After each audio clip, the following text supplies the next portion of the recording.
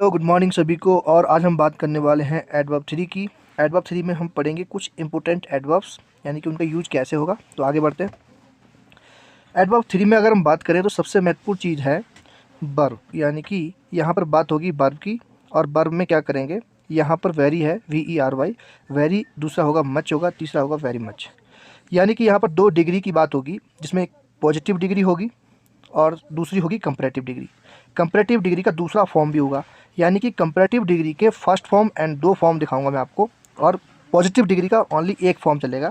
यहाँ पर आप डिग्री नहीं पढ़ रहे, डिग्री अलग से पढ़ेंगे, positive, comparative and superlative degree. यहाँ पर सिर्फ बात कर रहे हैं हम वर्ब की, यानी कि एडवर्ब की, कि यूज़ कहाँ करना है, कैसे करना है।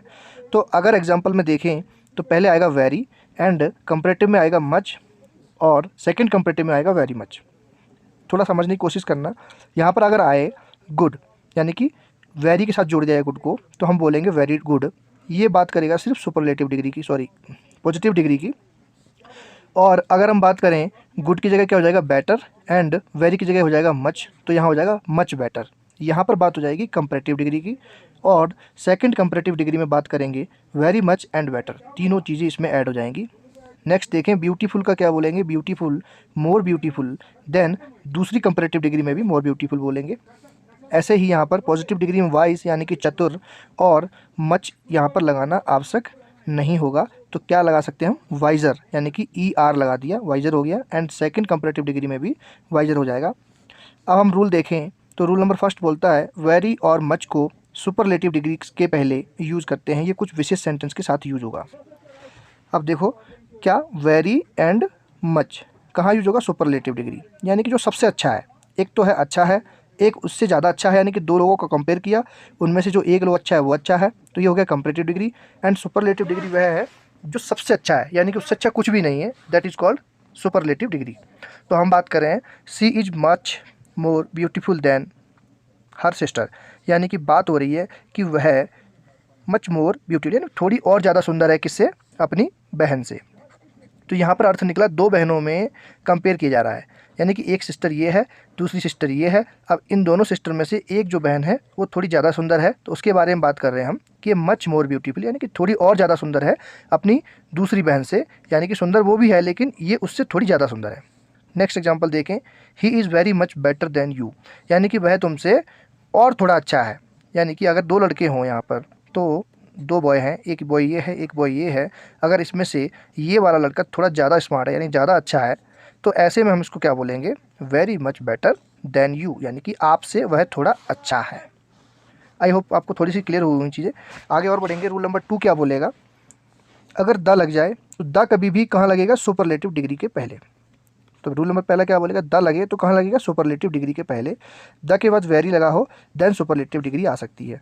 दूसरा क्या बोलता है, मच लगा हो एंड द आए तो फिर सुपरलेटिव डिग्री आ जाएगी। मैंने आपको बोला कि द जहाँ भी आपको लगा मिल जाए THE, तो द के लिए सुपरलेटिव डिग्री लगना कंपलसरी हो जाता है, यानी कि सुपरलेटिव डिग्री आनी ही पड़ेगी। एग्जांपल देखें, he was the very best player. अब यहाँ पर बात ध्यान देने वाली चीज़ क्या है, द लग गया, उसके बाद क्या आया, वेरी। जैसा कि रूल बोल रहा है कि द लगा हो फिर वेरी आए और उसके बाद क्या आना पड़ेगा, सुपरलेटिव डिग्री। अब मैं बेस्ट की बात कर रहा हूँ, तो गुड, बेटर, बेस्ट। गुड हो गया कैसा, पॉजिटिव डिग्री, बेटर क्या हो गया, comparative degree, and superlative degree क्या है, बेस्ट।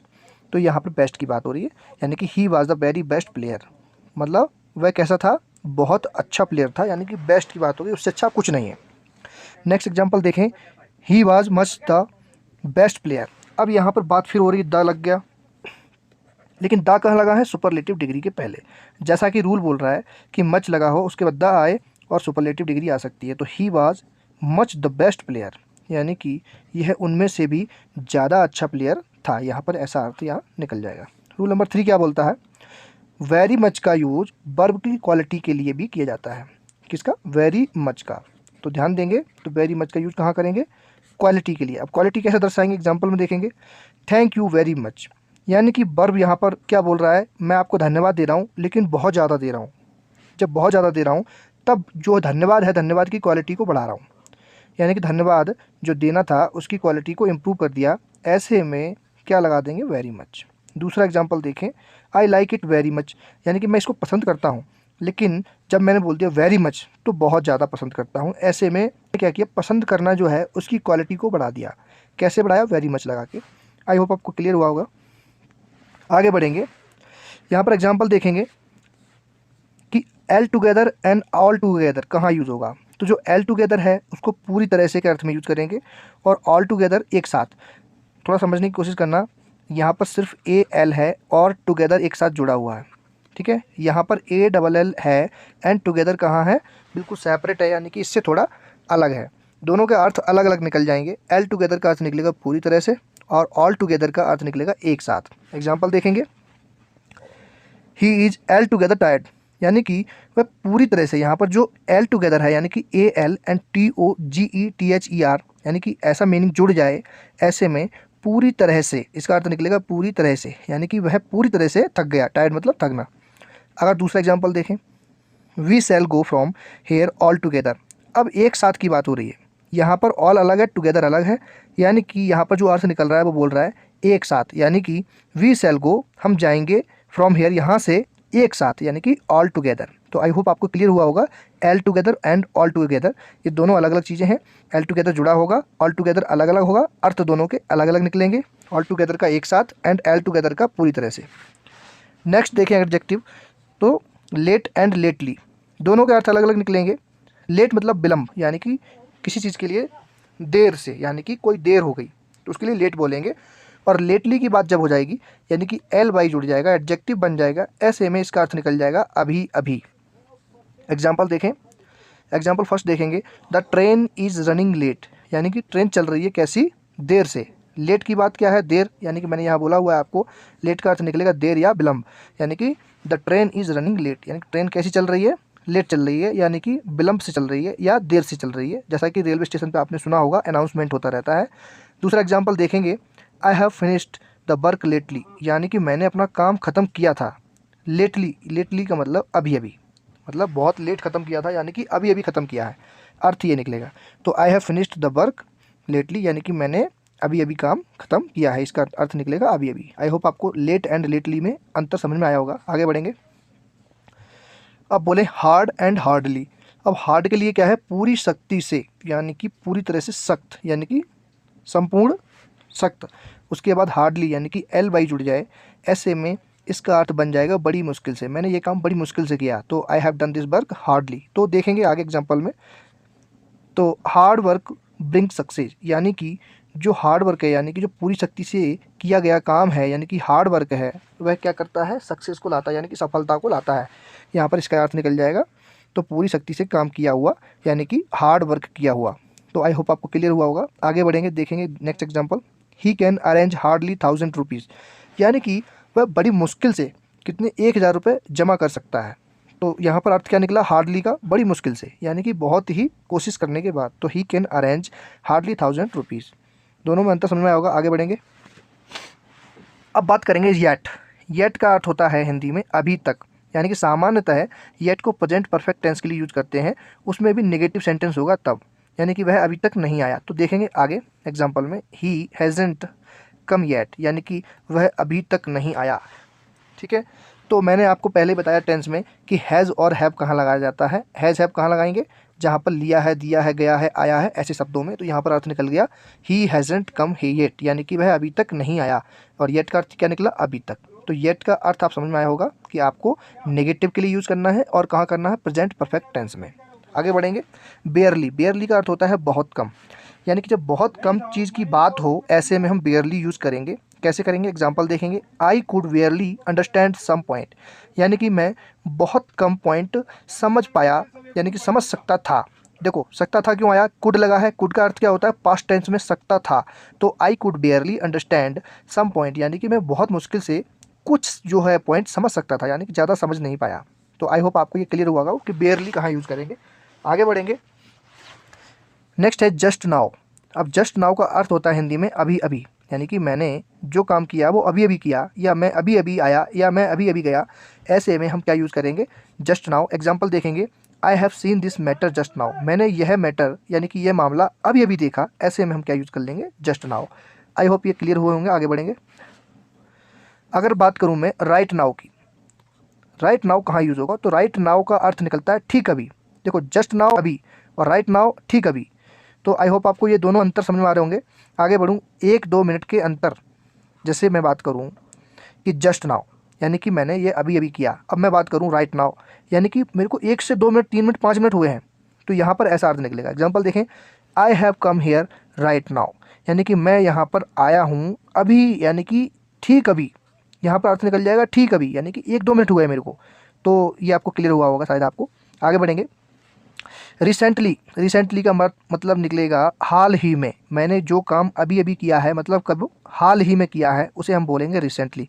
तीनों के अर्थ अलग अलग हैं, just now, right now and recently. Just now अभी अभी, राइट नाउ यानी कि ठीक अभी, अभी यानी कि 1-2 मिनट हुए हैं। अब रिसेंटली को समझेंगे, जब हमने ये काम 1-2 महीने के अंदर किया हो, यानी रिसेंटली में ये काम किया था। तो देखेंगे example, I have come here recently यानी कि मैं कुछ दिनों पहले यहाँ आया हूँ। तो यहाँ पर ऐसा अर्थ निकलेगा, यानी कि जो मिनट और अभी अभी वाली बात है वह अर्थ रिसेंटली से नहीं निकलेगा। आगे बढ़ेंगे, अब बात करेंगे इवन की। तो इवन का अर्थ निकलता है जनरली भी, यानी कि यह भी, वह भी। तो भी जो है, भी शब्द अर्थ निकलता है इवन का। देखेंगे, जब कोई काम ऐसा हो जहाँ पर उम्मीद हो लेकिन उसका उल्टा हो जाए, तो ऐसे में हम इवन को यूज़ करेंगे। कैसे करेंगे देखेंगे एग्जाम्पल में, even Mamata can't control crime. अब यहाँ पर ध्यान देने वाली बात कि इवन किसके पहले लगा है, ममता के। तो यहाँ पर ममता को मतलब डेडिकेटेड किया जा रहा है, यानी कि ममता भी इस क्राइम को कंट्रोल नहीं कर सकती है। तो even Mamata can't control crime, यानी कि यहाँ पर भी अर्थ निकला है इवन का, और किसके लिए यूज हुआ, ममता के लिए। यानी कि इवन ममता भी इस काम को, यानी कि इस क्राइम को कंट्रोल नहीं कर सकती। अर्थ समझना ज़रा ध्यान से, यानी कि यहाँ पर हमने किसको टारगेट किया, ममता को, यानी कि इवन जो लगा है वो ममता के लिए लगा है। दूसरा एग्जाम्पल देखें, Kejriwal can't control even crime. अब यहाँ पर इवन किसके पहले लगा है, क्राइम के। तो ये क्राइम को डेडिकेटेड कर रहा है, यानी कि पहले ममता को कर रहा था टारगेट, अभी किसको कर रहा है, इवन क्राइम को। यानी कि केजरीवाल कंट्रोल नहीं कर सकते हैं क्या, क्राइम। यहाँ पर ममता कंट्रोल नहीं कर पा रही थी क्राइम को, यहाँ पर केजरीवाल क्राइम को कंट्रोल नहीं कर पा रहे, यानी टारगेट दोनों चीज़ों में अलग अलग है। यहाँ पर टारगेट सब्जेक्ट को किया जा रहा है, इवन सब्जेक्ट के पहले आया है, और यहाँ पर क्राइम के, यानी कि कोई जो वर्क है क्राइम, उसको टारगेट कर रहा है कौन, इवन। तो दोनों का अर्थ अलग अलग है, ध्यान से समझना। आगे बढ़ें, अगर बात करें ओनली टू या फिर नन टू, इन दोनों के अर्थ अलग अलग निकलेंगे। वो कैसे निकलेंगे, अगर बात करें ओनली टू की तो इसका अर्थ निकलेगा सिर्फ बहुत, और नन टू की बात करें तो बहुत ज़्यादा नहीं, ऐसा अर्थ निकलेगा। एग्जाम्पल में समझेंगे, लेकिन इन दोनों को कहाँ यूज़ करेंगे, पॉजिटिव एंड नेगेटिव दोनों सेंटेंस में एडजेक्टिव के साथ। बढ़ेंगे आगे, I am only too glad to meet you, यानी कि मैं सिर्फ खुश हुआ उससे मिलके, उससे ज़्यादा कुछ नहीं। यानी कि सिर्फ बहुत खुश हुआ उससे मिलके, और उससे ज़्यादा मेरे दिमाग में कुछ नहीं। आई होप आपको क्लियर हो रहा होगा। आई एम ओनली, यहाँ पर देखो ओनली लगा, और उसके बाद क्या लगा, टू, यानी ओनली टू की बात हो रही थी। ओनली टू का अर्थ क्या निकलना था, सिर्फ बहुत, यानी कि ग्लैड टू मीट यू, यानी कि मैं तुमसे मिलकर सिर्फ खुश हुआ, यानी कि बहुत खुश तो हुआ, उससे ज़्यादा कुछ मतलब एक्सपेक्टेशन मेरी नहीं है। आगे बढ़ूँ, his style is only too bad.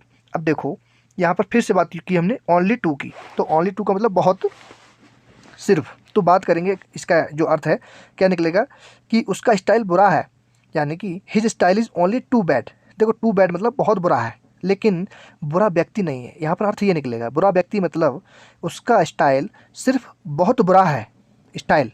लेकिन अगर दूसरे अर्थ में इसको कन्वर्ट करें तो वह व्यक्ति बुरा नहीं है।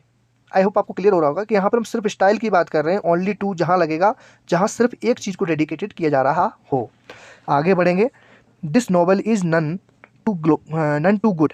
तो ध्यान देंगे अर्थ क्या निकलेगा, यह नॉवल उतना भी अच्छा नहीं है। अब देखो मैंने क्या बोला था, बहुत ज़्यादा नहीं, इसका अर्थ क्या निकलेगा, नन टू का अर्थ निकलेगा बहुत ज़्यादा नहीं। अब यहाँ पर नन टू लग गया, तो this novel is none too good, यानी कि यह नॉवल बहुत ज़्यादा अच्छा नहीं है, मतलब अच्छा है लेकिन उतना भी अच्छा नहीं है। तो वास्तविक अर्थ क्या निकलेगा इसका, यह नॉवल उतना भी अच्छा नहीं है।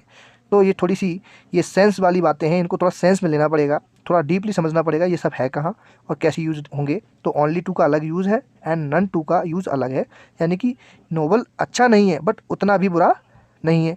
ओके, उतना भी अच्छा नहीं है। तो ऐसे केस में पॉजिटिव एंड नेगेटिव दोनों एडजेक्टिव के साथ हम इन दोनों को यूज़ कर सकते हैं, only too and none to.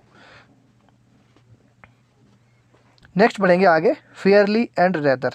इनको सामान्यतः न ज़्यादा न कम, ऐसे के अर्थ में यूज़ करेंगे। देखें कैसे, यहाँ पर लिखा हुआ है फेयरली एंड रेदर, सामान्य मात्रा में, न ज़्यादा न कम। तो आगे बढ़ेंगे, देखेंगे फेयरली को पॉजिटिव एडजेक्टिव के साथ यूज़ करेंगे एंड रेदर को नेगेटिव, यानी कि ये दोनों अलग अलग एडजेक्टिव के साथ यूज़ होंगे। जहाँ नेगेटिव बात हो वहाँ पर रेदर यूज़ करेंगे, एंड जहाँ पर पॉजिटिव बात हो यानी कि सामान्य बात हो वहाँ पर हम क्या यूज़ करेंगे, फेयरली। तो आगे बढ़ेंगे, सी इज़ फेयरली टेल गर्ल। अब देखो यहाँ पर इसका अर्थ क्या निकला, फेयरली मतलब ज़्यादा भी नहीं है कम भी नहीं है, यानी कि सी इज़ फेयरली टेल गर्ल, वह लंबी। नेक्स्ट देखेंगे रेदर, रेदर को नेगेटिव एडजेक्टिव के साथ यूज़ करेंगे, यानी कि मैं पहले ही बोल चुका हूँ आपको, नेगेटिव जब बात हो यानी कि नकारात्मक चीज़ें हों वहाँ पर हम किसको यूज़ करेंगे, रेदर को। तो हमने देखो एग्जांपल में देखा, सी इज़ रेदर स्टूपिड बॉय। अब ध्यान देना, यहाँ पर रेदर लग गया, रेदर का मतलब नेगेटिव बात हो रही है, यानी कि वह कैसा है, यानी कि वह स्टूपिड बॉय है, लेकिन नेगेटिविटी है यहाँ पर। क्यों, क्योंकि यहाँ पर रेदर लगा है, तो यहाँ पर वो गंदा लड़का है और नेगेटिविटी के लिए यूज़ कर रहे हैं, तो हम क्या करेंगे, रेदर को यूज़ कर लेंगे, यानी कि यहाँ पर नकारात्मकता दर्शाई जा रही है। अगर मैं यहाँ फेयर बोल देता तो फेयरली स्टूपिड बॉय, यानी कि वो गंदा लड़का तो है लेकिन इतना भी गंदा नहीं है, ऐसा अर्थ निकल जाता, लेकिन यहाँ पर बात हो रही है रेदर के साथ, इसलिए वह गंदा लड़का है। नेक्स्ट एग्जांपल देखेंगे, it is a rather difficult question, यानी कि ये हो सकता है बहुत ज़्यादा मतलब कठिन क्वेश्चन। तो यहाँ पर रेदर लगा, यानी कि नकारात्मकता दर्शा रहा है, यानी कि हमसे ये सॉल्व नहीं होगा। ऐसे में क्या हो रहा है, रेदर लगाया जा रहा है। अगर फेयरली होता तो डिफ़िकल्ट तो था क्वेश्चन, लेकिन उतना भी डिफ़िकल्ट नहीं था, यानी कि ठीक है डिफ़िकल्ट लग रहा है मेरे को लेकिन उतना भी डिफ़िकल्ट नहीं है, ऐसा अर्थ निकल जाता। तो यहाँ पर हमने रेदर यूज़ किया, इसलिए नेगेटिविटी आ गई, यानी कि ज़्यादा ही डिफ़िकल्ट है, यानी कि it is a rather difficult question. आगे बढ़ेंगे, पीसेंटली, शॉर्टली एंड डायरेक्टली कहाँ यूज़ करेंगे। देखेंगे जब सून को हम जल्दी के लिए यूज़ करेंगे तब इन सारे जो वर्ड हैं इनका यूज़ किया जा सकता है। देखेंगे आगे कैसे यूज़ करेंगे। तो सून को जल्दी के लिए यूज़ करेंगे, बाकी पीसेंटली, शॉर्टली, डायरेक्टली इनको अलग अलग अर्थों में कैसे यूज़ करेंगे। अब देखें भविष्य के एक्शन को बिना डिले किए हुए, यानी कि कोई भी अगर फ्यूचर की बात करें, भविष्य की बात करें और उसके एक्शन को डिले नहीं करना हो, जल्दी से बताना हो, ऐसे में इन शब्दों का यूज़ करेंगे। कैसे करेंगे, एग्जाम्पल देखें, he will be here shortly, या प्रेजेंटली या डायरेक्टली। अब देखो शॉर्टली बोलेगा बिल्कुल जल्दी आने वाला है, यानी कि वह यहाँ जल्दी आ जाएगा। उसके अलावा डायरेक्टली की बात करें या सीधा आ जाएगा, एंड प्रेजेंटली की बात करें तो यहाँ पर प्रेजेंट हो जाएगा, ऐसा यहाँ पर अर्थ निकल रहा है, यानी कि वह यहाँ पर जल्दी से प्रेजेंट हो जाएगा, यानी कि यहाँ पर आ जाएगा। शॉर्टली का मतलब यहाँ पर अर्थ निकल जाएगा बहुत जल्दी आ जाएगा, डायरेक्टली मतलब सीधा आ जाएगा। तो ऐसे यहाँ पर अर्थ निकलेंगे। आगे देखेंगे, सून, अर्ली एंड क्विकली। अगर हम बात करें सून कहाँ यूज़ होगा एंड अर्ली कहाँ यूज़ होगा और क्विकली कहाँ यूज़ होगा, तो तीनों का अर्थ अलग अलग निकलेगा। ज़रा देखते हैं। सून को करेंगे इन ए शॉर्ट टाइम, यानी कि एक छोटा सा समय है, उस समय के अंदर वह आने वाला है या जाने वाला है, तो उसको सून के लिए यूज़ करेंगे।